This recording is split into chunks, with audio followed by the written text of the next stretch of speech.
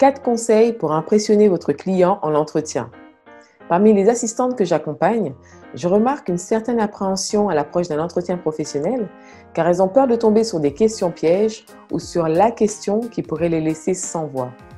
Alors si vous regardez cette vidéo, peut-être que pour vous aussi, il est difficile de répondre avec assurance et conviction aux questions posées par un client potentiel. Donc dans un court instant, nous allons aborder les 4 questions sur lesquelles vous devez être incollable lors de votre prochain entretien. Bonjour à toutes, c'est Leslie, formatrice au métier de l'assistanat virtuel. Si c'est votre première visite sur la chaîne, soyez les bienvenus. Je vous invite à vous abonner sans plus attendre pour rejoindre la communauté des assistantes freelance et recevoir les prochaines vidéos.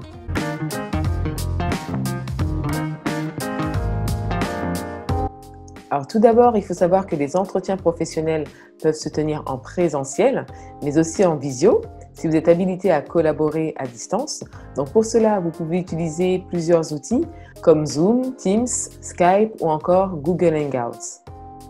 Alors pour chaque question posée, nous allons reformuler et décrypter le sens de la question afin de lui apporter une réponse claire et détaillée. Donc la première question qui peut être posée avant même de rencontrer votre client en entretien, c'est la suivante. Avez-vous un CV ?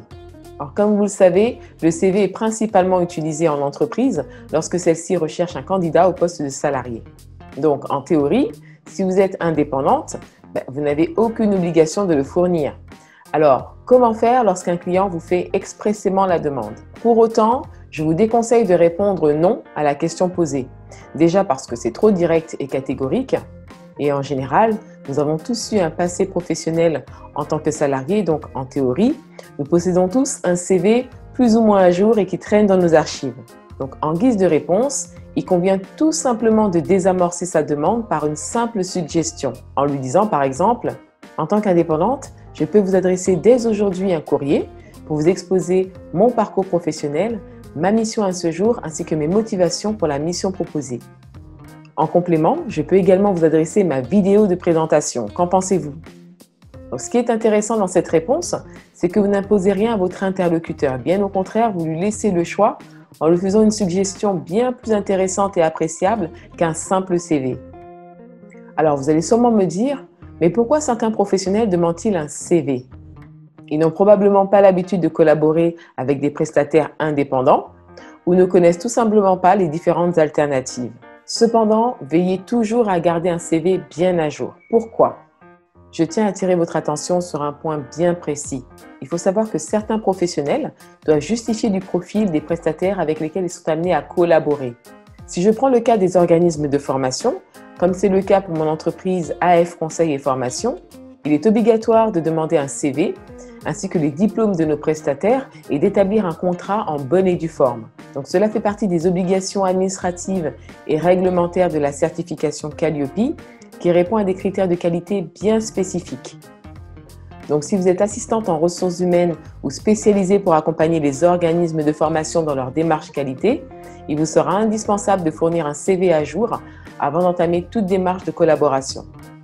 Deuxième question, êtes-vous minutieuse et attentive aux détails ?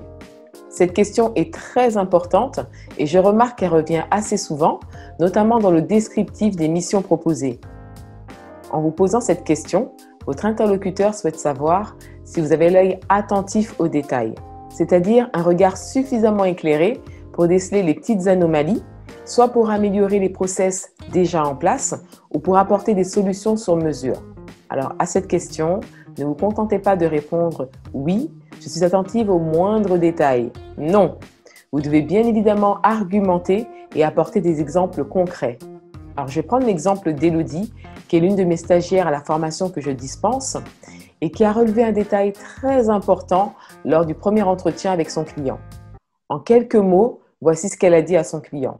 « J'ai eu le plaisir de visiter vos différents médias sociaux et notamment votre chaîne YouTube et j'ai pu remarquer qu'il y avait un lien mort sur la vidéo publiée à telle date et qui traite de tel sujet. Alors pour info, si vous ne savez pas ce qu'est un lien mort, qu'on appelle également lien cassé, eh bien c'est tout simplement un lien non fonctionnel qui redirige vers un site ou une page web qui n'existe plus. Alors autant vous dire que pour un infopreneur, c'est une catastrophe de découvrir un lien mort, que ce soit sur son site web ou sur l'un de ses médias sociaux, puisque leur stratégie de prospection se fait essentiellement en ligne. Et cela veut dire qu'ils perdent des leads. C'est-à-dire que chaque prospect qui clique sur le lien pour en savoir plus sur l'offre proposée peut être converti en client. Mais si le lien renseigné n'est pas renvoyé au bon endroit, eh bien ce lead est définitivement perdu. Donc pour Élodie, c'est le carton plein et c'est en relevant cette anomalie qu'elle a pu prouver qu'elle était très observatrice et que le sens du détail était inné chez elle. Sachez que ce sont des qualités attendues et très appréciées d'un professionnel qui envisage une collaboration avec une assistante indépendante. Alors, à votre avis, comment s'en est-elle aperçue? Tout simplement parce qu'elle a pris soin au préalable de préparer son entretien en parcourant tout l'écosystème de son client, à commencer par son site web, ses médias sociaux ainsi que sa chaîne YouTube, d'une part pour s'inspirer de son univers et d'autre part pour déceler la personnalité ainsi que les valeurs de son client potentiel. Troisième question qui peut être posée en entretien, comment vous voyez-vous dans 5 ans? Alors il s'agit d'une question assez inattendue puisqu'elle ne fait pas référence à la mission confiée, mais plutôt à votre mindset et votre vision en tant que freelance. En général, de par leur état d'esprit vif et ambitieux, les entrepreneurs ont beaucoup de facilité à se projeter dans le futur. C'est d'ailleurs ce que l'on appelle la méthode de visualisation. Donc c'est une façon pour eux de tester votre aptitude à visualiser la personne que vous souhaitez devenir dans 5 ans et de savoir si vos ambitions actuelles auront évolué à long terme. À travers cette question, votre interlocuteur cherche à cerner quelques aspects de votre personnalité, à savoir si vous êtes un finisseur, si vous allez au bout des choses, ou si vos choix actuels reposent sur une simple lubie, ce qui veut dire que la flamme risque de s'éteindre avec le temps.